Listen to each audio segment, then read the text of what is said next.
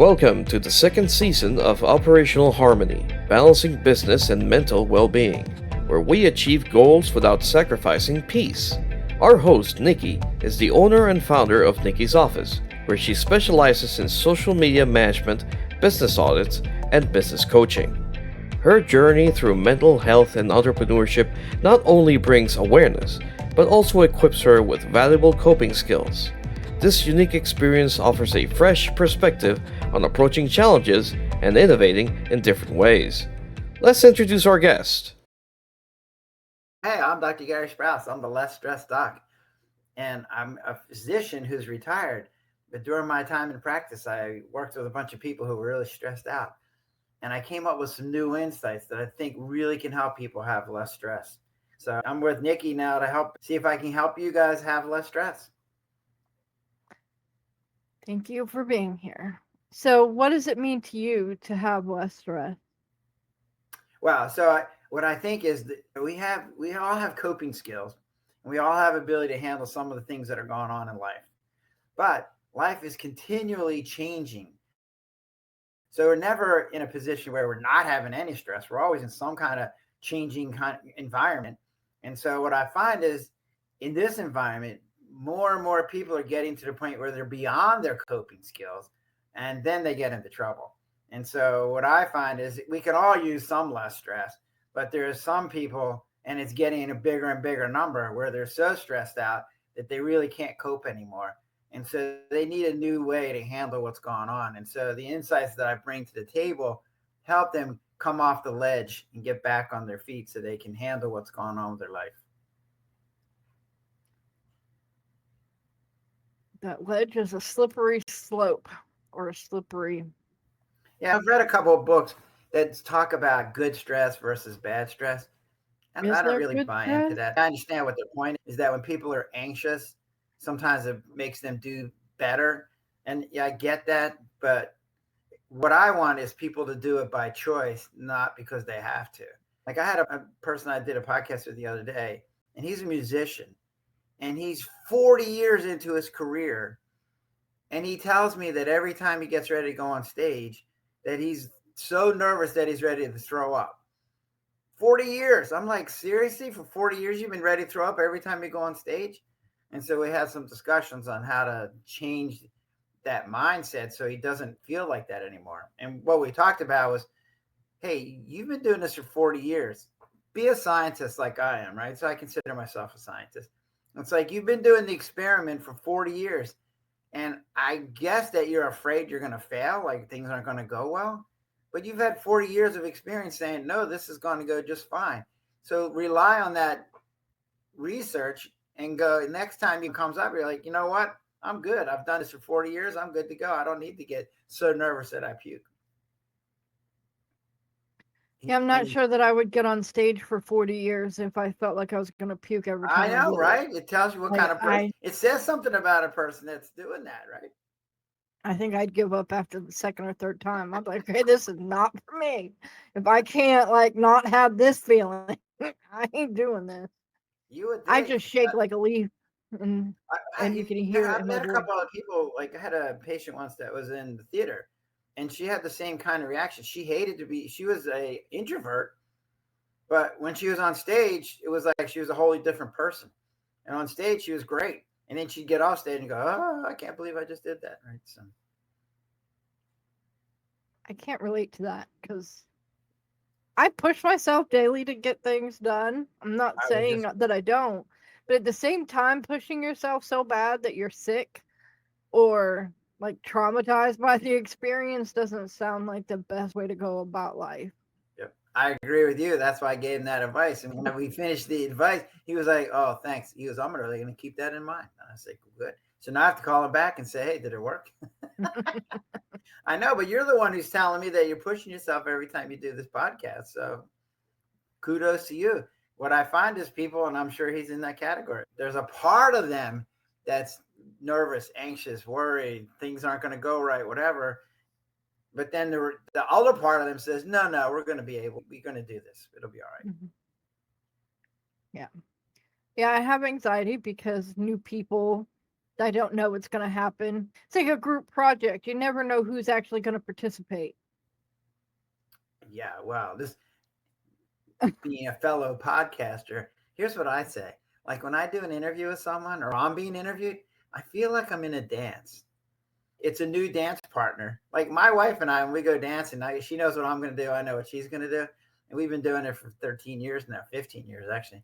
And so we have it down, right? But when I'm with someone new, like in a podcast and it's a new dance partner, and you have to feel out where they're coming from and where you're coming from and match it up. And it's like, to me, that makes it exciting. Go, hey, we can do this. And you're like, yeah. Yeah. I've had some not so trained people on my podcast in the last couple weeks. And so it has created very unique situations. You're right. There is a skill set you have to know how long the podcast is and how to answer questions and how to give the interviewer some chances to ask questions and things like that. So, yeah. Yeah. And there's both sides of it. So some people don't talk enough to give so that you have a chance to ask a question, because I need input from you to be able to ask the question, because I don't know where you're going with this. Say something. Or had people ask me a question and then stare at me through the camera like, what's next? And I'm like, I don't know. You said yes. What am I supposed to say now? Well, I've heard interviewers on TV and they talk about some interviews are easy, some interviews are not so easy. Yeah. And then I've had. But isn't that the same when you go dance? I found some dance partners, they're just in the flow, and other ones are not in the flow at all, right? So. I am not a dancer. Well, they're together. We're gonna have to get as together. White as can be. There you go. I am as white as can be. My spine does not move how it's supposed to move to be dancing.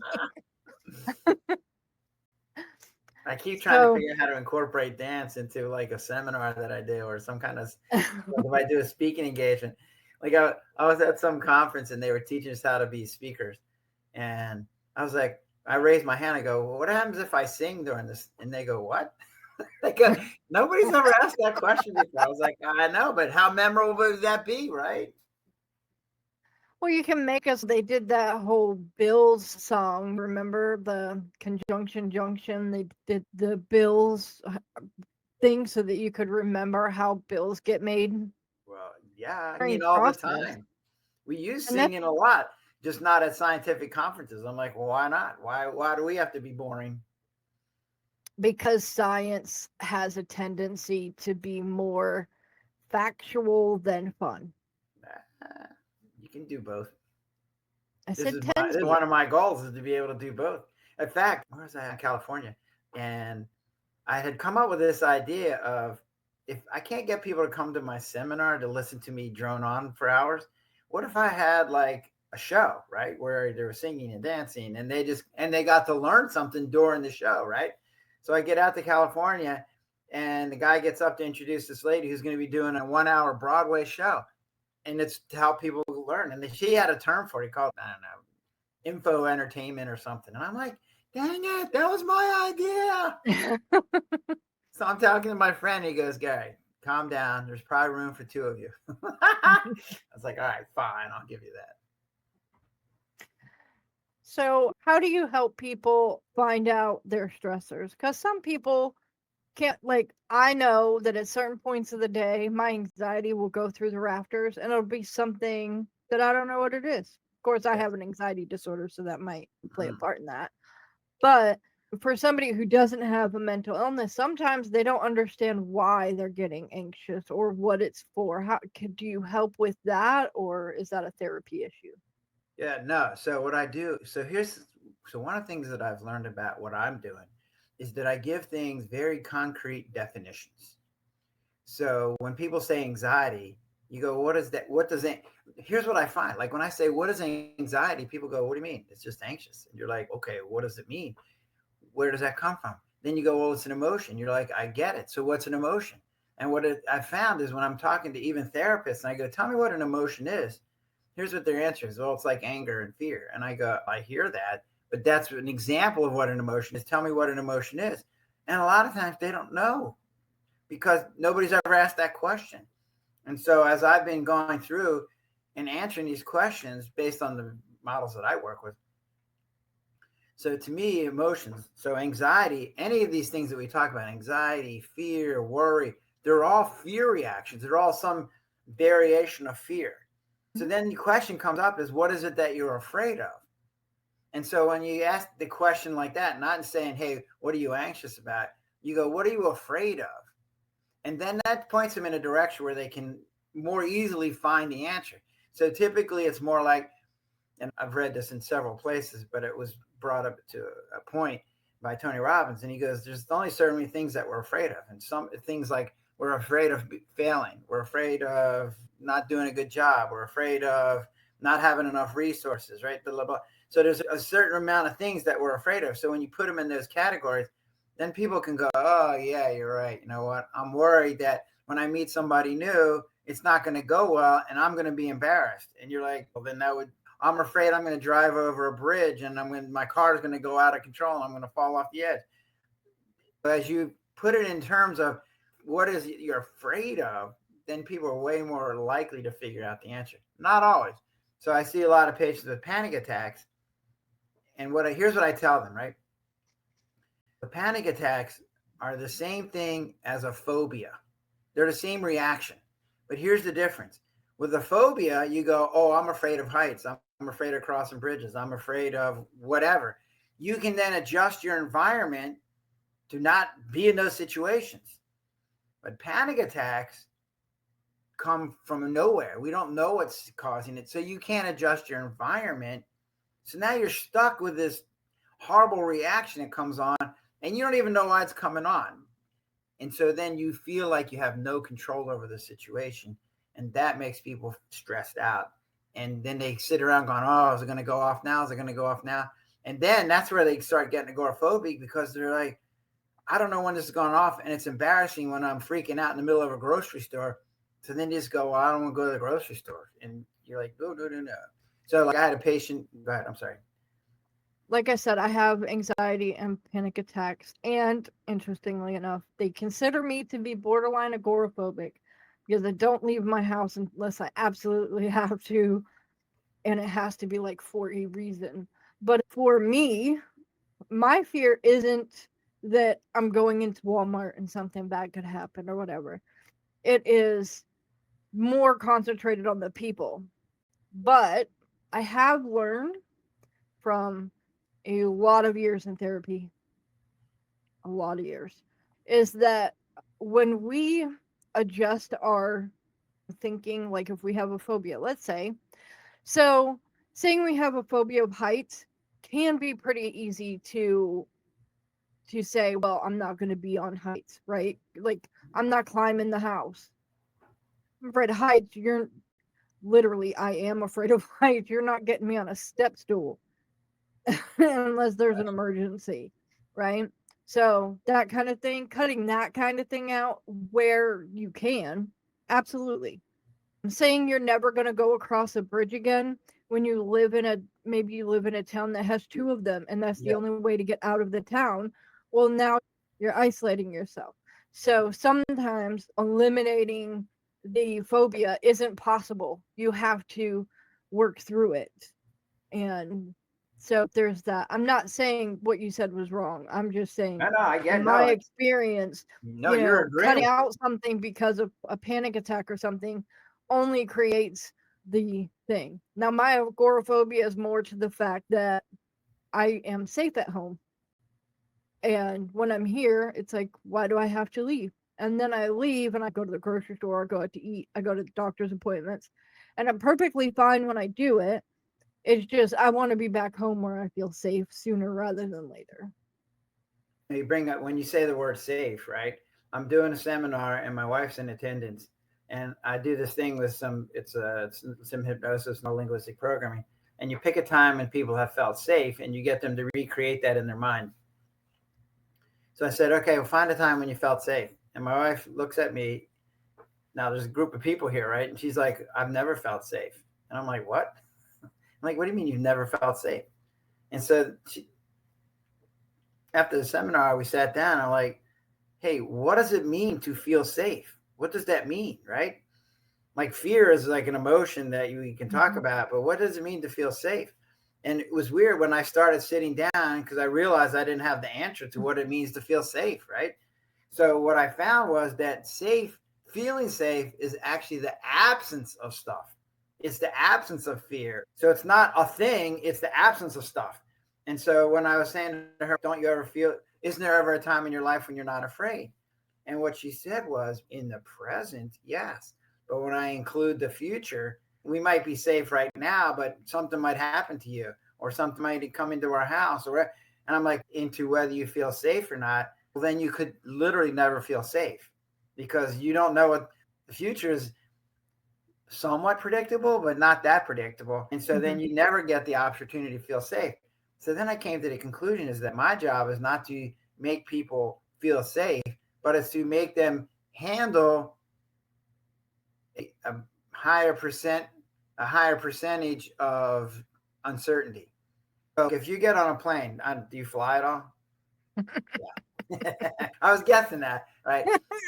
No. Right. Okay. So here's the answer, right? So the chance of a plane crashing or landing, let's just go with 1 in a million. It's probably less than that, but let's go with 1 in a million.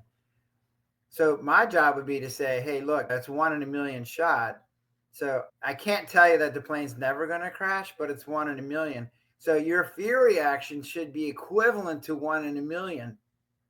So do you have a fear of winning the lottery? It's the same idea, right? So basically then feeling safe becomes increase the amount that you can tolerate.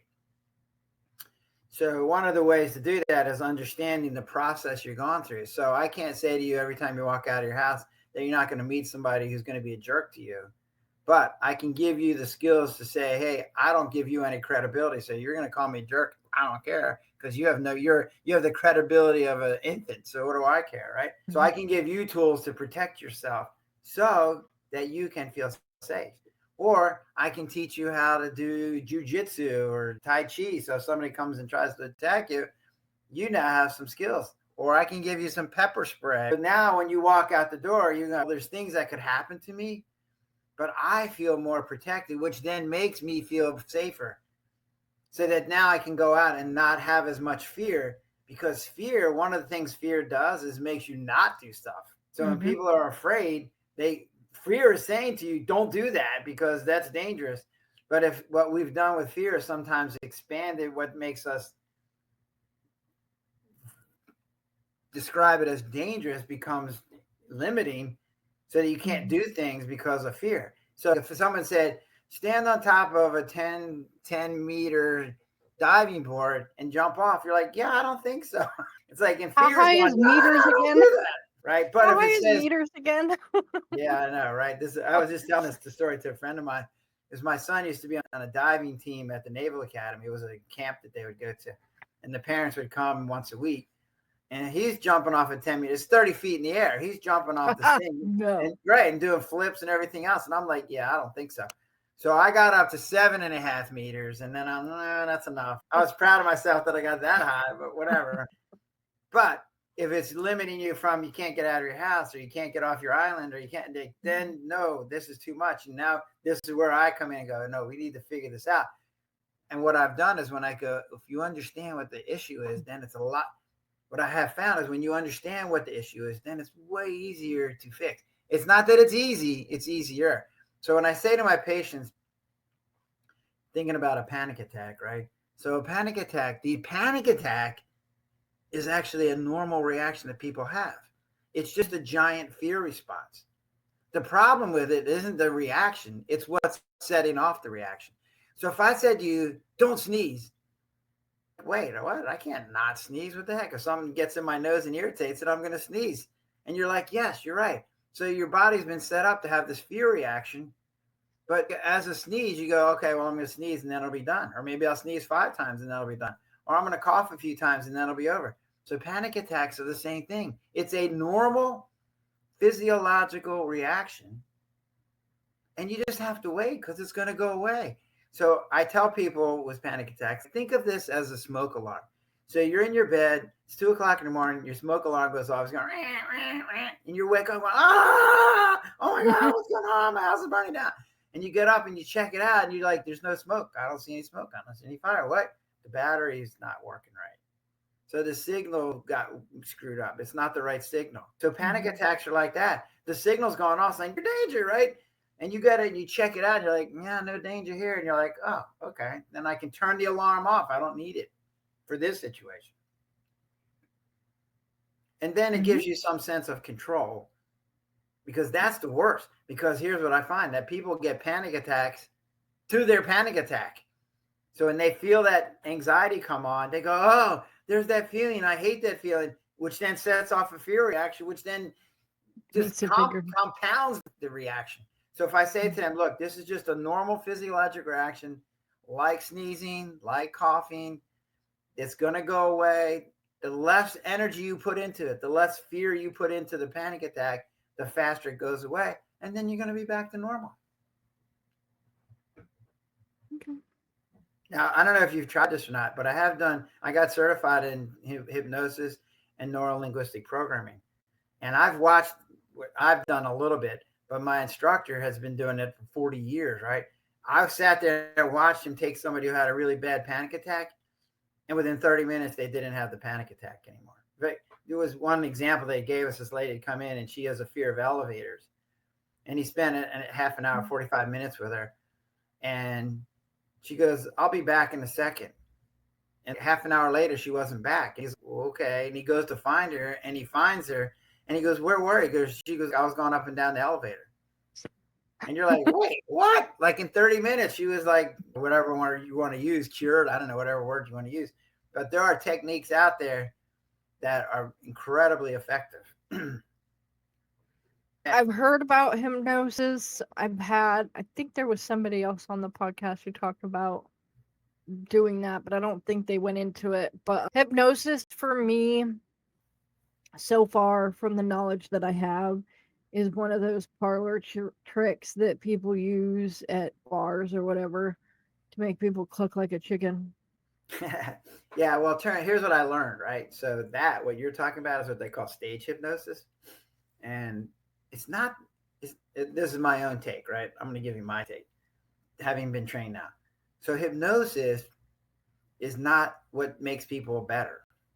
It's what you do while they're under hypnosis. So I liken it to if you had a gallbladder problem, I could take your gallbladder out without anesthesia, but it would be really painful and you would not like me. Like I'd be cutting into you, right? So anesthesia allows me to do something to you to fix your gallbladder without you being in agony. So to me, hypnosis is that it relaxes you. It turns down the outside world. But the real therapeutic efforts are coming through the neuro-linguistic programming. And that's where you start changing people's mindset. You start changing their perceptions. You start changing you reframe it, as was the word they use, right? So you take some memory that they've had, that's memory A, and you reframe it to memory A1. And A1 is not attached to the fear reaction. So then they walk out going, yeah, this is good. I don't need this anymore. Okay. So it's definitely not that. In fact, I think they should call it something else. Get rid of the word hypnosis, because too many people have that misconception that hypnosis is going to make me bark like a dog. So when I do it with patients, the first thing I say to them, you are always in control. If there's something that I ask you to do that you don't want to do, you just say, no, I'm not doing that. And we will stop. You're going to be in control. You'll know what's going to happen. You're not going to be barking like a dog because I said so. So you're always in control. So don't think that it's just they're going to try to make you bark like a dog or try to kill somebody when you hear a bell. Like, no, it's not how it works. So I know you've written a book. Yeah. Tell me about that. Yeah, it was called Highway to Your Happy Place, a roadmap to less stress. And it was kind of fascinating. When I started writing the book, the first insights that came to me were on ways to define our stresses and where they come from. And so I had already written 6 or 7 chapters of like how to worry less, how to feel less guilty, how to have better self-esteem, things like that, right? And I was talking to my patient going, hey, I just had this thought, like if you had less stress, where would you be? And they looked at me like, what? No one's ever asked me that. You're like, well, no, where would you be? They're like, I don't know. I never got that far. All I ever wanted was less stress, right? So then I started having this idea that, you know what? We need to define what a happy place is, because that's where we want to be, right? I don't want to just not have stress. I want to be in a happy place. But then when I started reading about happy places, I was like, yeah, we don't have a real good definition of what a happy place is. And if you don't know where you're trying to get to, it's really hard to get there, right? So I came up with this have a happy place to say, hey, look, here's where we're heading. And so when I started defining a happy place, I likened it to a house.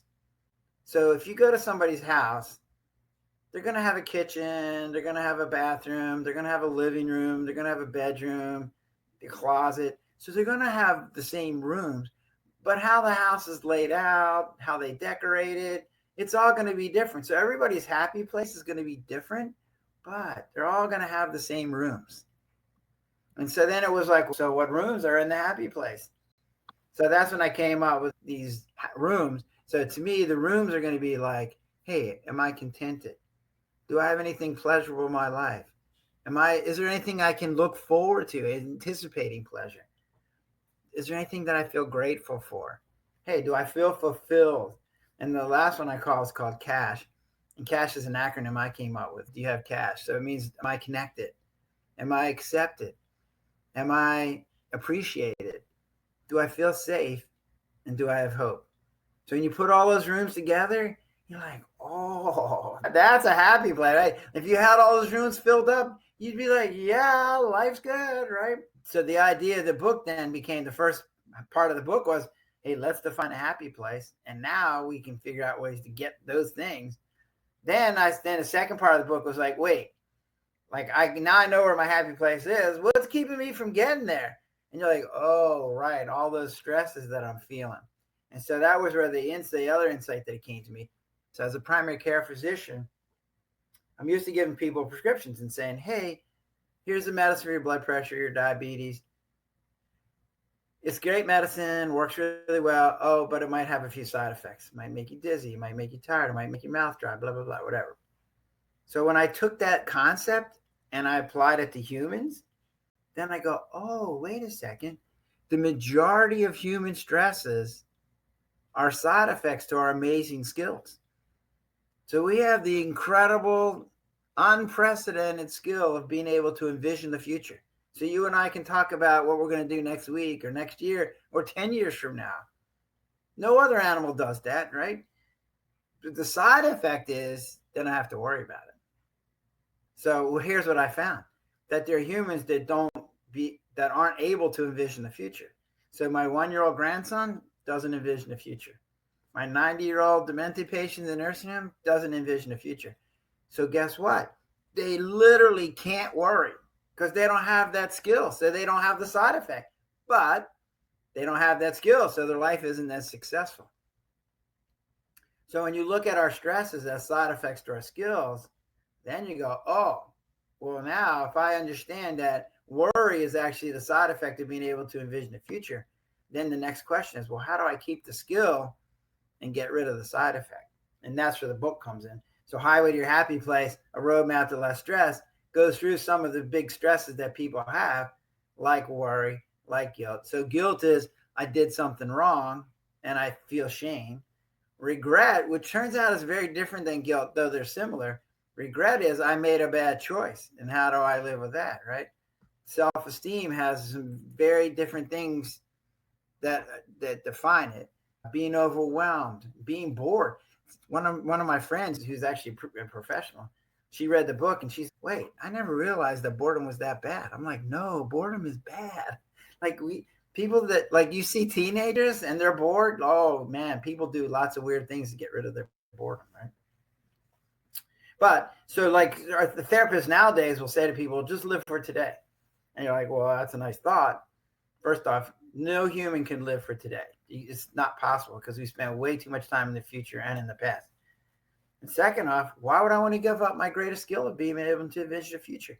I want people to be able to live in all three tenses of their lives, past, present, and future, under their control so they can enjoy themselves and enjoy it all, not just, oh, okay, I got to live right here. Hey everyone, thanks for sticking with us. Before we dive into our next topic, I just want to take a quick moment to remind you to like this video, subscribe to our channel, and hit that notification bell. That way, you'll always be the first to know when a new episode drops. And we want to hear from you. What topics are you most excited about? Drop your thoughts in the comments below. Your feedback helps us create content that you love. We've got some exciting stuff coming your way, so don't miss out. Now, let's switch gears and jump into our next discussion. So I am talking about tech overwhelm and how to figure out what software you need and what software you don't need. The general rule of thumb, if you are paying a subscription to something and you can't remember the last time you used it, I recommend you stop paying for that service. Just straight off the top, that is the easiest advice I can give you. If you are paying for something monthly, it keeps being seen on that credit card, but you or and nobody you work with has been in that software for, let's say, 2 months with no plans on being in that software in the next 2 months, stop paying for it. You don't need it. Obviously, you're not using it. There's a commercial that I've been watching that I forget who the vendor is, but they sell you an app that kind of keeps track of the things you're just talking about. Yeah, and so it will do it for you automatically. Do those work? Are they good or not? I have used Rocket Money, and it will tell you how many subscriptions you have with different places. I am not, however, a spokesperson for them, so that is not a paid advertisement. But yeah, I have used them. I still have it on my phone and tend to use it, but at the moment I'm not paying for it, so it won't cancel any of my extra subscriptions. It just tells me I have them and tells me I need to work on that. So take your own device, is that what you're telling me? Pretty much.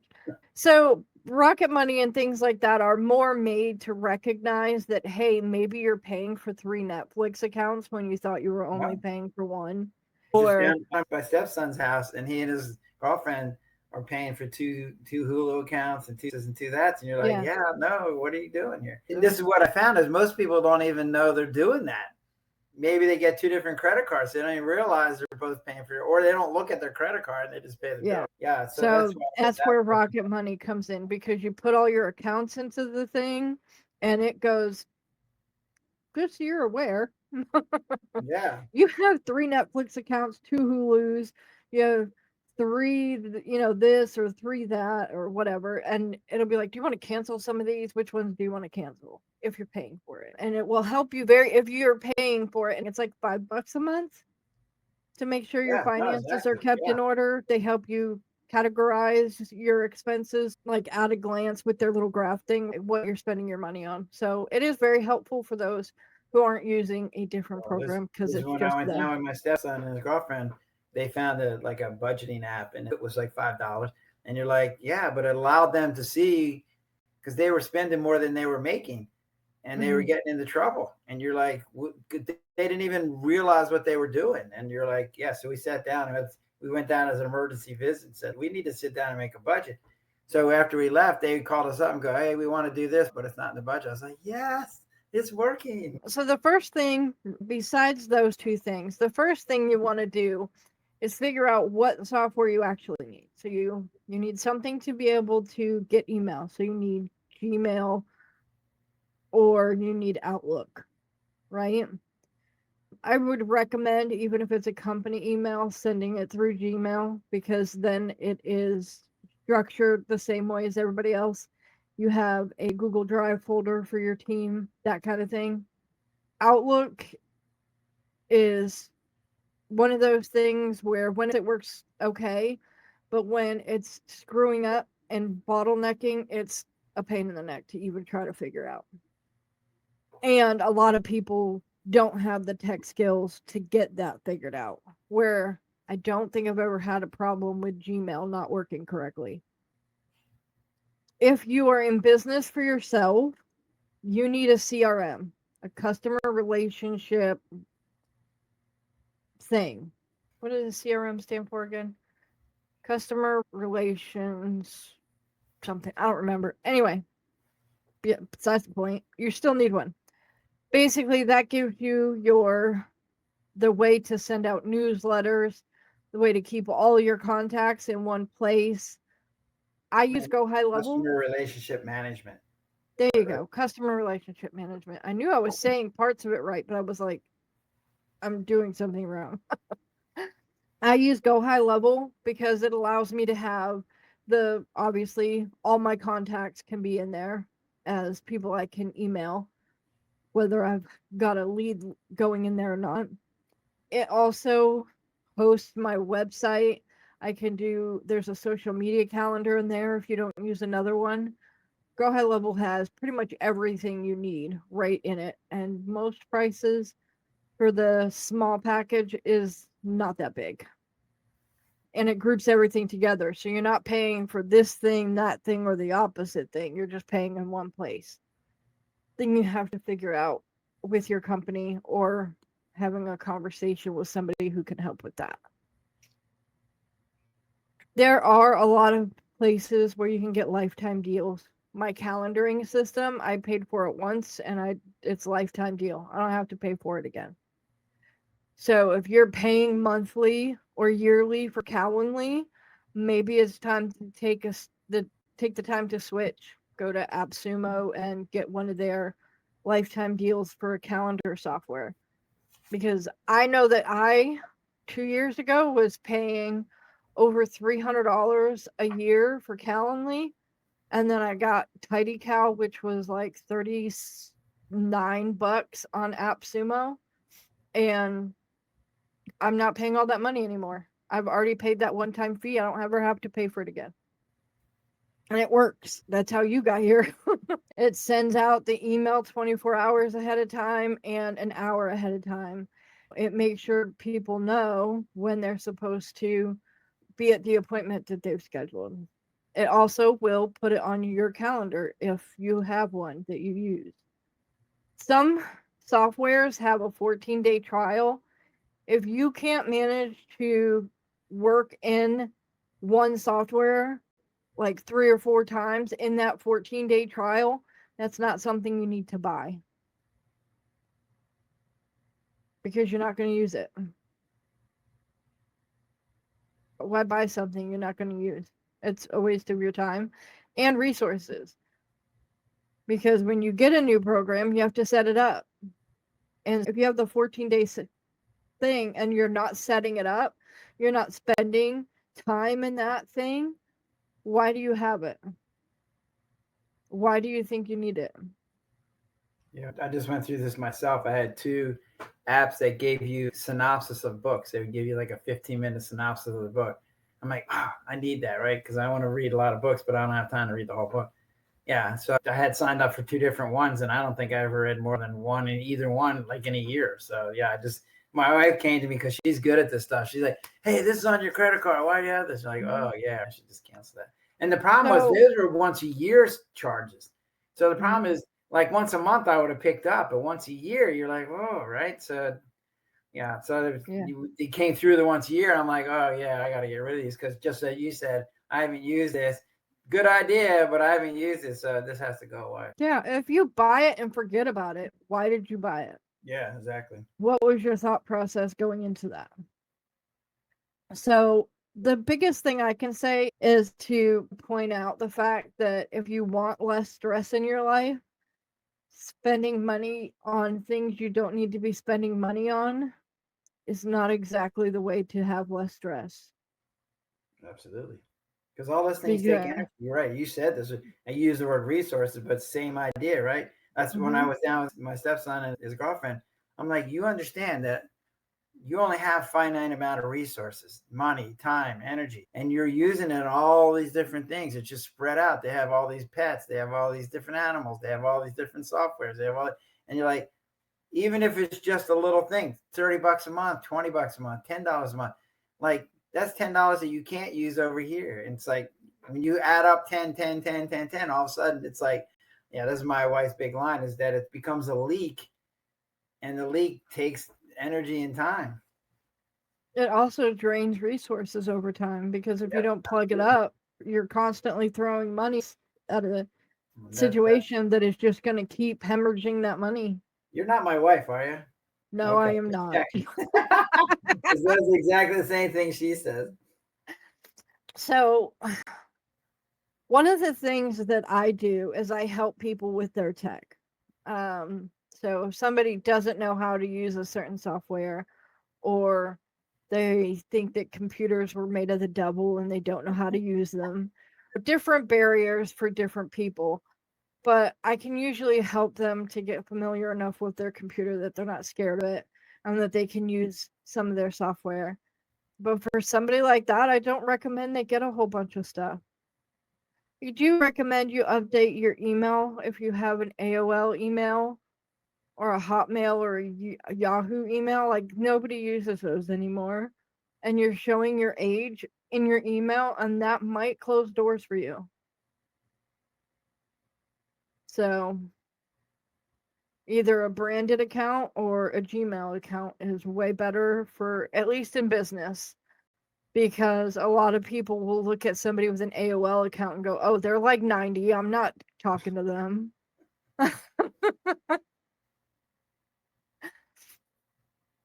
I can safely say that if I had an AOL account, I do not remember it anymore.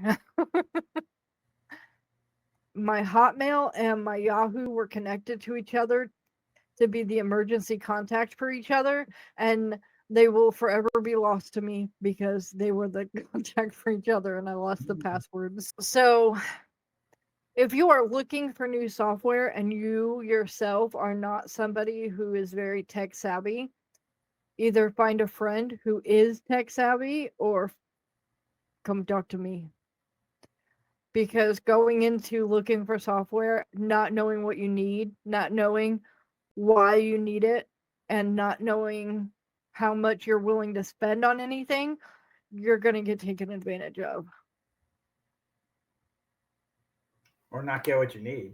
Or which means you got taken advantage of because you have a software, sure, but maybe it does this tiny C thing that you needed, maybe, but not the big things that you needed. So it's like not even something usable for your company. It is never easy to figure out after the fact that you done messed up. I just went through this. I'd hired a company to help build a better website for me. And they built this beautiful website. And I said, yeah, but I already have my name, right? It's thelessstressdoc.com. So I want whatever you just built put onto that name. And they're like, oh, well, we can do that, but then none of the functions that we build into this will work. And you're like, wait, what? And it was like, okay. So yeah, there I got taken advantage of. And that's the other thing. You want to read any contracts that you're given from somebody where you're getting a website build. If they've given you something in writing and you're not reading it to make sure that, yeah, I can, or raise the question that says, hey, I need this to be able to be used on with my domain name. What do I have to do to make sure that happens? Well, I'd asked all those questions of the salesman who was like, oh, yeah, it'll be fine. And then, of course, when I got to the tech person, he was like, yeah, we can't do that. That sometimes happens. And if you have somebody testing and talking to the people, you might come across that faster and without signing anything. I have been able to get on with tech before signing a contract and finding out this stuff isn't what the salesperson is saying. But I've also been taken advantage of where a company, I won't name names, said that they could do a whole bunch of things the same as a different software we were using in the roofing community, and they could not in any sense of the word. And we didn't find out until we were trying to import everything, and then the company ended up having to move back to the other software. So it does happen. Yep. But the sooner you find that out, the less money you're spending. Yes, that's exactly what happened. So it didn't take long before I realized they weren't going to be able to do what they want. And so I ended up going to somebody, and I use somebody local. I don't know if you make a difference in that, but given that I'm old school, like I still like being able to talk to somebody, call them up on the phone, because a lot of these places will only communicate you through email. And there's nuances to your questions and your problems that are hard to communicate in emails. I work with people all over the US. I will get on the phone. I will start a Zoom call. I will email. Yeah, that makes a difference to me. I don't know if that's the way other people are, but yeah, it depends on the person and how they've decided to set up their business, and that's to their detriment. I still think humans want to have that communication, even if it's by Zoom. That's better than through email, right? Yeah. So the last thing to consider when you're looking at different things is a lot of stuff nowadays has a base price. So you can pay $5 a month, I think it is, for Hulu, and you get Hulu. But you get Hulu with commercials, right? You have to pay the $10 or $15 a month in order to not get commercials.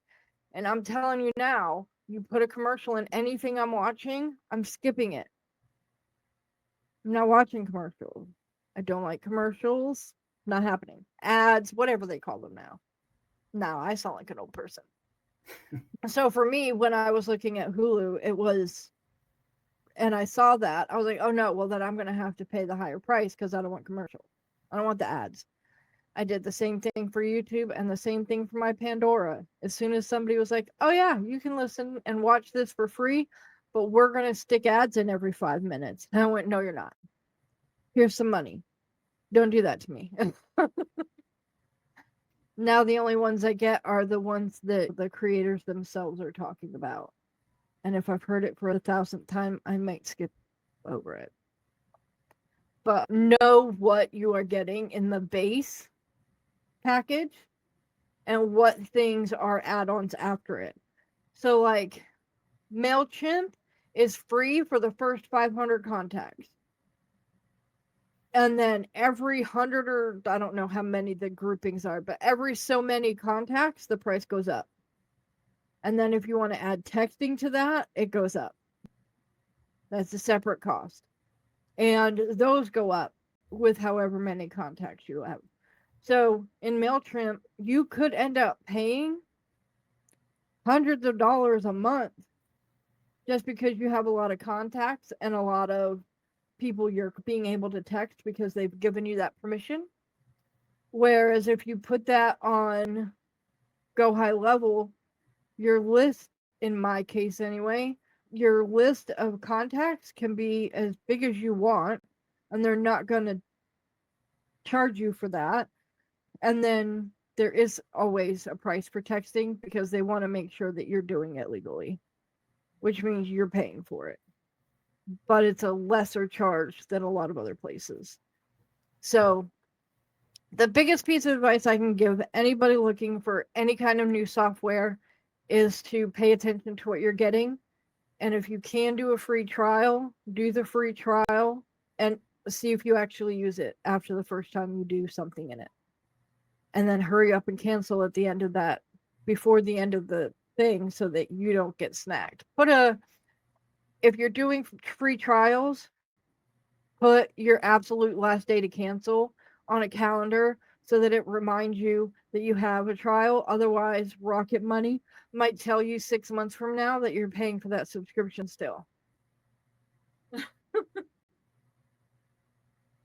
So this turned into one great big ad for Rocket Money. Yeah, I hope they appreciate that. You came up with that. I did not. You came up with it and didn't know the name. I said the name. That's right. So do you have anything to add here at the end? One thing I leave out for people at the end is to say, look, lots of us are stressed out. Some of us are overwhelmed.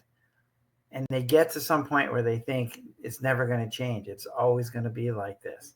And what I say to people is, don't resign yourself to being stressed out the rest of your life. It does not have to be like that.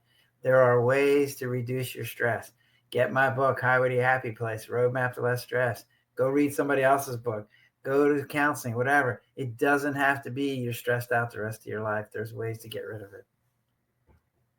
Okay. Thank you very much for coming.